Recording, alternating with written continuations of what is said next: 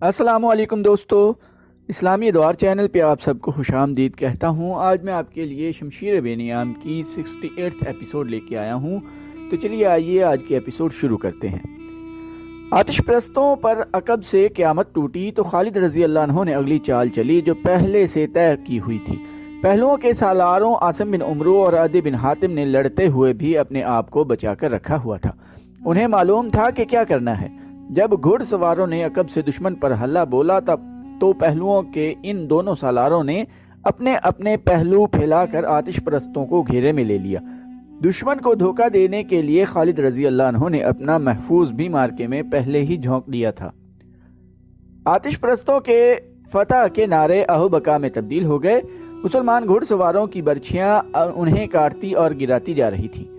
دشمن میں بھگدڑ تو ان ہزاروں عیسائیوں نے مچائی جنہیں جنگ کا تجربہ نہیں تھا، اور اس بھگدڑ میں اضافہ دشمن کے ان سپاہیوں نے کیا جو پہلے مارکوں سے بھاگے ہوئے تھے۔ وہ جانتے تھے کہ مسلمان کسی کو زندہ نہیں چھوڑیں گے۔ اب مسلمانوں کے نعرے گرج رہے تھے۔ جنگ کا پانسا ایسا پلٹا کہ زرتشت کی آگ سرد ہو گئی۔ بعض مورخوں نے دلجہ کے مارکے کو دلجہ کا جہنم لکھا ہے۔ آتش پرستوں کے لیے یہ مارکا جہنم سے کم نہ تھا۔ اتنا بڑا لشکر ڈری ہوئی بھیڑ بکریوں کی صورت اختیار کر گیا۔ وہ بھاگ رہے تھے، کٹ رہے تھے، گھوڑوں تلے روندے جا رہے تھے۔ مورخوں نے لکھا ہے کہ اندر زگر زندہ بھاگ گیا، لیکن مدائن کی طرف جانے کی بجائے اس نے صحرا کا رخ کر لیا۔ اسے معلوم تھا کہ وہ واپس گیا تو ارد شیر اسے جلاد کے حوالے کر دے گا۔ وہ صحرا میں بھٹکتا رہا اور بھٹک بھٹک کر مر گیا۔ دوسرے آتش پرست سالار بہمن جزویہ کی فوج ابھی تک دلجہ نہیں پہنچی تھی۔ مسلمانوں کو ایسا ہی ایک اور مارکا لڑنا تھا۔ آتش پرستوں کے دوسرے سالار بہمن جزویہ کو بھی دلجہ پہنچنا تھا، اور کسریٰ ارد شیر کے حکم کے مطابق اس کے لشکر کو اپنے ساتھی سالار اندر زگر کے لشکر کے ساتھ مل کر خالد رضی اللہ عنہ کے لشکر پر حملہ کرنا تھا۔ مگر وہ دلجہ سے کئی میل دور تھا، اور اسے یقین تھا کہ وہ اور اندر زگر مسلمانوں کو تو کچل ہی دیں گے۔ جلدی کیا ہے؟ اس کا لشکر آخری پڑاؤ سے چلنے لگا تو 4-5 سپاہی پڑاؤ میں داخل ہوئے۔ ان میں 2 زخمی تھے، اور جو زخمی نہیں تھے ان کی سانسیں پھولی ہوئی تھیں۔ تھکن اتنی کہ وہ قدم گھسیٹ رہے تھے۔ چہروں پر خوف اور شب بیداری کے تاثرات تھے، اور ان تاثرات پر دھول کی تہ چڑھی ہوئی تھی۔ کون ہو تم؟ ان سے پوچھا گیا۔ کہاں سے آ رہے ہو؟ ہم سالار اندر زگر کے لشکر کے سپاہی ہیں، ان میں سے ایک نے تھکن اور خوف سے کانپتی ہوئی آواز میں کہا۔ سب مارے گئے ہیں، دوسرے نے کہا۔ وہ انسان نہیں ہے، ایک اور کراہتے ہوئے بولا۔ تم نہیں مانو گے، تم یقین نہیں کرو گے دوستو، یہ جھوٹ بولتے ہیں، جزویہ کے لشکر کے ایک کماندار نے کہا۔ یہ بھگوڑے ہیں اور سب کو ڈرا کر بے قصور بن رہے ہیں۔ انہیں سالار کے پاس لے چلو، ہم ان کے سر قلم کر دیں گے، یہ بزدل ہیں۔ انہیں سالار بہمن جزویہ کے سامنے لے گئے۔ تم کون سی لڑائی لڑ کر آ رہے ہو؟ جزویہ نے کہا۔ لڑائی تو ابھی شروع ہی نہیں ہوئی، میرا لشکر تو ابھی۔ محترم سالار، ایک نے کہا، جس لڑائی میں آپ نے شامل ہونا تھا وہ ختم ہو چکی ہے۔ سالار اندر زگر لاپتہ ہیں۔ ہمارا تیغ زن پہلوان 1000 مرد مسلمانوں کے سالار کے ہاتھوں مارا گیا ہے۔ ہم جیت رہے تھے، مسلمانوں کے پاس گھڑ سوار دستے تھے ہی نہیں۔ ہمیں حکم ملا کہ عرب کے ان بدوؤں کو کاٹ دو۔ ان کی تعداد بہت تھوڑی تھی۔ ہم ان کے جسموں کی بوٹیاں بکھیرنے کے لیے نعرے لگاتے اور خوشی کی چیخیں بلند کرتے آگے بڑھے۔ جب ہم ان سے الجھ گئے تو ہمارے پیچھے سے نہ جانے کتنے ہزار گھڑ سوار ہم پر آ پڑے۔ پھر ہم میں سے کسی کو اپنی ہوش نہ رہی۔ سالار عالی مقام زخمی سپاہی نے کانپتے ہوئے کہا۔ سب سے پہلے ہمارا جھنڈا گرا، کوئی حکم دینے والا نہ رہا، ہر طرف نفسا نفسی اور بھگدڑ تھی۔ مجھے اپنوں کی صرف لاشیں نظر آ رہی تھیں۔ میں کس طرح یقین کر لوں کہ اتنے بڑے لشکر کو اتنے چھوٹے لشکر نے شکست دی ہے؟ جزویہ نے کہا۔ اتنے میں اسے اطلاع دی گئی کہ چند اور سپاہی آئے ہیں، انہیں بھی اس کے سامنے کھڑا کر دیا گیا۔ یہ 13-14 سپاہی تھے۔ ان کی حالت اتنی بری تھی کہ 3-4 گر پڑنے کے انداز سے بیٹھ گئے۔ تم مجھے ان میں سب سے زیادہ پرانے سپاہی نظر آتے ہو، جزویہ نے ایک ادھیڑ عمر سپاہی سے جس کا جسم توانا تھا کہا۔ کیا تم مجھے بتا سکتے ہو کہ میں نے جو سنا ہے یہ کہاں تک سچ ہے؟ تم یہ بھی جانتے ہوگے کہ بزدلی کی میدان جنگ سے بھاگ آنے کی اور جھوٹ بولنے کی سزا کیا ہے۔ اگر آپ نے یہ سنا ہے کہ سالار اندر زگر کی فوج مدینہ کی فوج کے ہاتھوں کٹ گئی ہے تو ایسے ہی سچ ہے جیسے آپ سالار ہیں اور میں سپاہی ہوں۔ اس پرانے سپاہی نے کہا، اور یہ ایسے ہی سچ ہے جیسے وہ آسمان پر سورج ہے اور ہم سب زمین پر کھڑے ہیں۔ میں نے مسلمانوں کے خلاف یہ تیسری لڑائی لڑی ہے۔ ان کی نفری تینوں لڑائیوں میں کم تھی، بہت کم تھی۔ زرتشت کی قسم، میں جھوٹ بولوں تو یہ آگ مجھے جلا دے جس کی میں پوجا کرتا ہوں۔ ان کے پاس کوئی ایسی طاقت ہے جو نظر نہیں آتی۔ ان کی یہ طاقت اس وقت ہم پر حملہ کرتی ہے جب انہیں شکست ہونے لگتی ہے۔ مجھے اس لڑائی کا بتاؤ، سالار بہمن جزیہ نے کہا۔ تمہارے لشکر کو شکست کس طرح ہوئی؟ اس سپاہی نے پوری تفصیل سے سنایا کہ کس طرح مسلمان اچانک سامنے آ گئے اور انہوں نے حملہ کر دیا اور اس کے بعد یہ مارکا کس طرح لڑا گیا۔ ان کی وہ جو طاقت ہے جس کا میں نے ذکر کیا ہے، سپاہی نے کہا، وہ گھڑ سوار دستے کی صورت میں سامنے آئی۔ اس دستے میں ہزاروں گھوڑے تھے۔ ان کے حملے سے پہلے یہ گھوڑے کہیں نظر نہیں آئے تھے۔ اتنے ہزار گھوڑوں کو کہیں چھپایا نہیں جا سکتا۔ ہمارے پیچھے دریا تھا، گھوڑے دریا کی طرف سے آئے اور ہمیں اس وقت پتہ چلا جب مسلمان سواروں نے ہمیں کاٹنا اور گھوڑوں تلے روندنا شروع کر دیا تھا۔ عالی مقام، یہ ہے وہ طاقت جس کی میں بات کر رہا ہوں۔ تم میں ایمان کی طاقت ہے۔ خالد رضی اللہ عنہ اپنے لشکر سے خطاب کر رہے تھے۔ یہ خدا وحدہ لا شریک کا فرمان ہے کہ تم میں صرف 20 ایمان والے ہوئے تو وہ 200 کفار پر غالب آئیں گے۔ آتش پرستوں کا لشکر اور ان کے ساتھی عیسائی بھاگ کر دور نکل گئے تھے۔ میدان جنگ میں لاشیں بکھری ہوئی تھیں اور ایک طرف مال غنیمت کا انبار لگا ہوا تھا۔ خالد رضی اللہ عنہ اس انبار کے قریب اپنے گھوڑے پر سوار اپنی فوج سے خطاب کر رہے تھے۔ خدا کی قسم، خالد رضی اللہ عنہ کہہ رہے تھے، قرآن کا فرمان تم سب نے عملی صورت میں دیکھ لیا ہے۔ کیا تم آتش پرستوں کے لشکر کو دیکھ کر گھبرا نہیں گئے تھے؟ آنے والی نسلیں کہیں گی کہ یہ کمال خالد رضی اللہ عنہ بن ولید کا تھا کہ اس نے اپنے سواروں کو چھپا کر رکھا ہوا تھا اور انہیں اس وقت استعمال کیا جب دشمن مسلمانوں کو کاٹنے اور کچلنے کے لیے آگے بڑھ آیا تھا۔ لیکن میں کہتا ہوں کہ یہ کرشمہ ایمان کی قوت کا تھا۔ خدا ان کے ساتھ ہوتا ہے جو اس کے رسول صلی اللہ علیہ وآلہ وسلم کی ذات پر ایمان لاتے ہیں۔ میرے دوستو، ہمیں اور آگے جانا ہے۔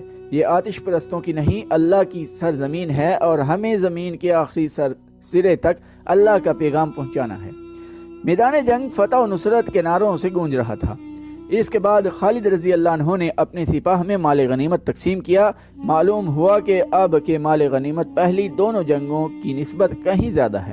خالد رضی اللہ عنہ نے حسب معمول مال غنیمت کا 5واں حصہ بیت المال کے لیے مدینہ بھجوا دیا۔ اس وقت تک آتش پرستوں کے سالار بہمن جزیہ کو پوری طرح یقین آ گیا تھا کہ اندر زگر کا لشکر مسلمانوں کے ہاتھوں کٹ گیا ہے اور اندر زگر ایسے بھاگا ہے کہ لاپتہ ہو گیا ہے۔ بہمن جزیہ نے اپنے ایک سالار جابان کو بلایا۔ تم اندر زگر کا انجام سن چکے ہو؟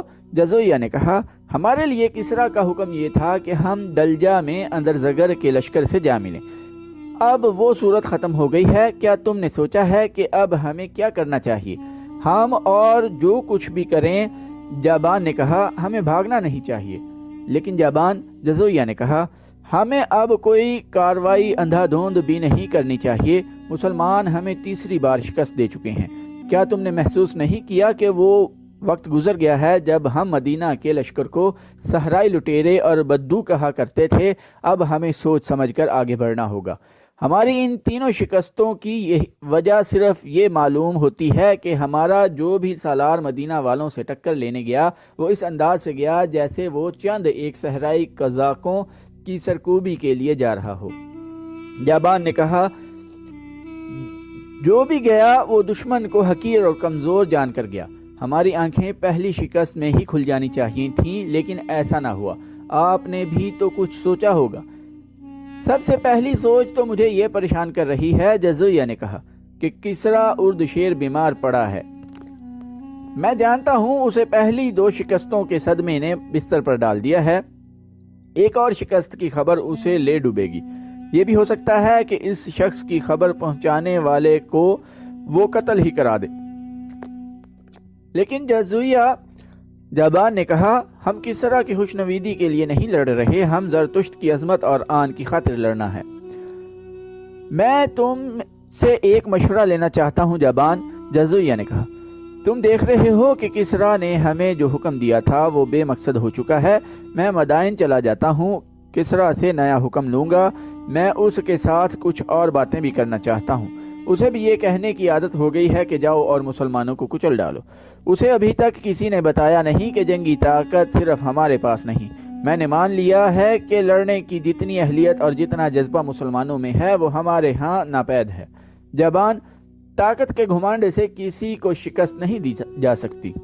میں بھی اسی کو بہتر سمجھوں گا، جبان نے کہا۔ آپ کوچ کو روک دیں اور مدائن چلے جائیں۔ کوچ روک دو، جزویہ نے حکم کے لہجے میں کہا۔ لشکر کو یہیں خیمہ زن کر دو، میری واپسی تک تم لشکر کے سالار رہوگے۔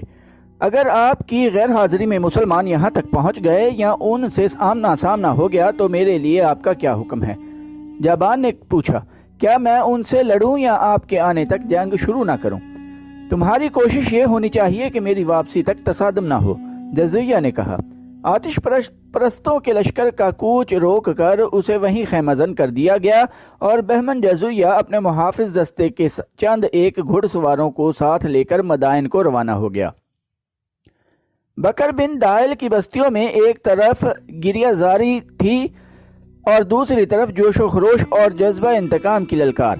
اس عیسائی قبیلے کے وہ ہزاروں آدمی جو للکارتے اور نعرے لگاتے ہوئے آتش پرست لشکر کے ساتھ مسلمانوں کو فارس کی سرحد سے نکالنے گئے تھے، وہ میدان جنگ سے بھاگ کر اپنی بستیوں کو چلے گئے تھے۔ یہ وہ تھے جو زندہ نکل گئے تھے، ان کے کئی ساتھی مارے گئے تھے اور ان میں بعض زخمی تھے جو اپنے آپ کو گھسیٹتے آ رہے تھے مگر راستے میں مر گئے تھے۔ یہ عیسائی جب سر جھکائے ہوئے اپنی بستیوں میں پہنچنے لگے تو گھر گھر سے عورتیں، بچے اور بوڑھے نکل آئے۔ ان شکست خوردہ ٹولیوں میں عورتیں اپنے بیٹوں، بھائیوں اور خامدوں کو ڈھونڈنے لگیں۔ بچے اپنے باپوں کو دیکھتے پھر رہے تھے۔ انہیں پہلا صدمہ تو یہ ہوا کہ وہ پٹ کر لوٹے تھے، پھر صدمہ انہیں ہوا جن کے عزیز واپس نہیں آئے تھے۔ بستیوں میں عورتوں کی آہو فغاں سنائی دینے لگی، وہ اونچی آواز میں روتی تھیں۔ پھر تم زندہ کیوں آ گئے ہو؟ ایک عورت نے شکست کھا کر آنے والوں سے چلا چلا کر کہا۔ تم ان کے خون کا بدلہ لینے کے لیے وہیں کیوں نہیں رہے؟ یہ آواز کئی عورتوں کی آواز بن گئی۔ پھر عورتوں کی یہی للکار سنائی دینے لگی۔ تم نے بکر بن دائل کا نام ڈبو دیا ہے، تم نے ان مسلمانوں سے شکست کھائی ہے جو اسی قبیلے کے ہیں۔ جاؤ اور شکست کا انتقام لو۔ مسنہ بن حارثہ کا سر کاٹ کر لاؤ، جس نے ایک ہی قبیلے کو 2 دھڑوں میں کاٹ دیا ہے۔ مسنہ بن حارثہ اسی قبیلے کا ایک سردار تھا۔ اس نے کچھ عرصہ پہلے اسلام قبول کر لیا تھا اور اس کے زیر اثر اس قبیلے کے ہزاروں لوگ مسلمان ہو گئے تھے۔ ان مسلمانوں میں سے کئی خالد رضی اللہ عنہ کی فوج میں شامل ہو گئے تھے۔ اس طرح ایک ہی قبیلے کے لوگ ایک دوسرے کے خلاف صف آرا ہو گئے تھے۔ تبری اور ابن قتیبہ نے لکھا ہے کہ شکست خوردہ عیسائی اپنی عورتوں کے تانوں اور ان کی للکار سے متاثر ہو کر مسلمانوں کے خلاف لڑنے کے لیے تیار ہو گئے۔ بیشتر مورخین نے لکھا ہے کہ عیسائیوں کو اس لیے بھی طیش آیا تھا کہ ان کے اپنے قبیلے کے کئی ایسے افراد نے اسلام قبول کر لیا تھا جن کی کوئی حیثیت ہی نہیں تھی، لیکن وہی افراد اسلامی فوج میں جا کر ایسی طاقت بن گئے تھے کہ فارس جیسی طاقتور شہنشاہی کو نہ صرف للکار رہے تھے بلکہ اسے تیسری شکست دے چکے تھے۔ اب ان لوگوں کو اپنے مذہب میں واپس لانا بہت مشکل ہے، بکر بن دائل کے ایک سردار عبد الاسود اجلی نے کہا۔ ان کا ایک ہی علاج ہے کہ انہیں قتل کر دیا جائے۔ عبد الاسود بنو اجلان کا سردار تھا، یہ بھی بکر بن دائل کی شاخ تھی، اس لیے وہ اجلی کہلاتا تھا، مانا ہوا جنگجو عیسائی تھا۔ کیا تم مسلمانوں کے قتل کو آسان سمجھتے ہو؟ ایک بوڑھے عیسائی نے کہا۔ میدان جنگ میں تم انہیں پیٹھ دکھا آئے ہو۔ میں ایک مشورہ دیتا ہوں، اس قبیلے کے ایک اور بوڑھے نے کہا۔ ہمارے ساتھ جو مسلمان رہتے ہیں انہیں ختم کر دیا جائے۔ پہلے انہیں کہا جائے کہ عیسائیت میں واپس آ جائیں، اگر انکار کریں تو انہیں خفیہ طریقوں سے قتل کیا جائے۔ نہیں، عبد الاسود نے کہا، کیا تم بھول گئے ہو کہ ہمارے قبیلے کے ان مسلمانوں نے خفیہ کارروائیوں سے فارس کی شہنشاہی میں کیسی تباہی مچائی تھی؟ انہوں نے کتنی دلیری سے فارس کی فوجی چوکیوں پر حملے کیے تھے۔ انہوں نے کسرا کی رعایا ہو کر کسرا کی فوج کے کئی کمانداروں کو قتل کر دیا تھا۔ اگر تم نے یہاں کسی ایک مسلمان کو خفیہ طریقے سے قتل کیا تو مسنا بن حارثہ کا گروہ خفیہ طریقوں سے تمہارے بچے کو قتل کر جائے گا اور تمہارے گھروں کو آگ لگا دے گا۔ ان میں سے کوئی بھی تمہارے ہاتھ نہیں آئے گا۔ پھر ہم انتقام کس طرح لیں گے؟ ایک نے پوچھا، تمہارے لیے تو انتقام بہت ہی ضروری ہے، کیونکہ تمہارے 2 جوان بیٹے دلجا کی لڑائی میں مسلمانوں کے ہاتھوں مارے گئے ہیں۔ شہنشاہ فارس اور مسلمانوں کی اپنی جنگ ہے۔ عبد الاسود نے کہا، ہم اپنی جنگ لڑیں گے، لیکن فارس کی فوج کی مدد کے بغیر شاید ہم مسلمانوں کو شکست نہیں دے سکیں گے۔ اگر تم لوگ مجھے اجازت دو تو میں مدائن جا کر شہنشاہ فارس سے ملوں گا۔ مجھے پوری امید ہے کہ وہ ہمیں مدد دے گا۔ اگر اس نے مدد نہ دی تو ہم اپنی فوج بنا کر لڑیں گے۔ تم ٹھیک کہتے ہو، مجھے مسلمانوں سے اپنے 2 بیٹوں کے خون کا حساب چکانا ہے۔ عیسائیوں کے سرداروں نے اسی وقت فیصلہ کر لیا کہ جس قدر لوگ مسلمانوں کے خلاف لڑنے کے لیے تیار ہو سکیں، وہ دریائے فرات کے کنارے الیس کے مقام پر اکٹھے ہو جائیں اور ان کا سردار اعلیٰ عبد الاسود اجلی ہوگا۔ قبیلہ بکر بن دائل اور اس کے ذیلی قبیلوں کے جذبات بھڑکے ہوئے تھے، ان کے زخم تازہ تھے۔ مسلمانوں کے ہاتھوں ہلاک ہونے والوں کے گھروں میں ماتم ہو رہا تھا۔ ان حالات اور اس جذباتی کیفیت میں نوجوان بھی اور وہ بوڑھے بھی جو اپنے آپ کو لڑنے کے قابل سمجھتے تھے، لڑنے کے لیے نکل آئے۔ یہ لوگ اس قدر بھڑکے ہوئے تھے کہ جوان لڑکیاں بھی مردوں کے دوش بدوش لڑنے کے لیے تیار ہو گئیں۔ تو دوستو، آج کی ایپیسوڈ ادھر ہی ختم کرتے ہیں۔ چینل کو سبسکرائب کرنا نہ بھولیے گا۔ ٹائم دینے کے لیے شکریہ۔ اللہ حافظ۔